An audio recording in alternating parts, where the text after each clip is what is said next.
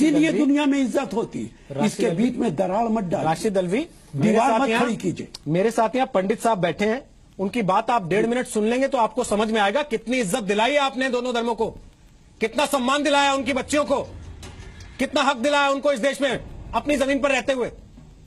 बोले पंडित साहब। राशिद अल्वी साहब, हम जब अपने लिए शरणार्थी का दर्जा मानते हैं तो लोग कहते हैं क्योंकि आपने भारत की सीमा पार नहीं की इसलिए आपको शरणार्थी नहीं कहा जा सकता। हम कहते हैं कि ठीक है, हमें इंटरनली डिस्प्लेस्ड, अंदर ही विस्थापित मान लीजिए।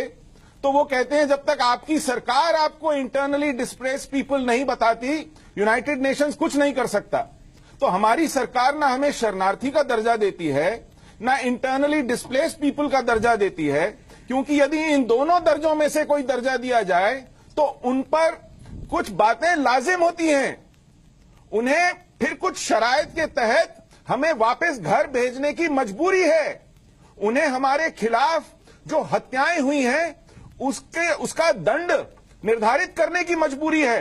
क्या आप जानते हैं कि कश्मीर में आज तक उन सैकड़ों हत्याओं बलात्कारों का एक भी मुजरिम तय नहीं किया गया है। यासीन मलिक के खिलाफ 2 दर्जन से ज्यादा एफआईआर हैं। बिट्टा कराटे के खिलाफ 3 दर्जन से ज्यादा हत्याएं हैं। आज तक एक हत्या, एक बलात्कार, एक आगजनी की अपवाद के रूप में भी सजा तय नहीं हुई है। मुलजिम को आज तक दोषी करार नहीं दिया गया, मुकदमा नहीं चला गया है। आपको लगता है कि इस देश में कानून व्यवस्था है जिसका आप जिक्र कर रहे हैं? सब लोग जिस संविधान का राग अलाप रहे हैं, इन 5 लाख विस्थापितों की, इन सैकड़ों हत्याओं बलात्कारों की आज तक तफ्तीश होकर सजा तय नहीं हुई है।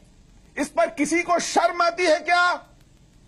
आप किस हिंदू मुस्लिम एकता की बात करते हैं? घाटी हिंदुओं से खाली करा ली गई है। आपको इस पर कभी शर्म आई है क्या? आपने किसी से सवाल पूछा है क्या? आपने इस बारे में कुछ किया है क्या? आपको शीशे में देखना चाहिए, जिस शीशे का आप जिक्र कर रहे थे। बस तब मुझे बताइए आपको अपनी शक्ल कैसी नजर आती है।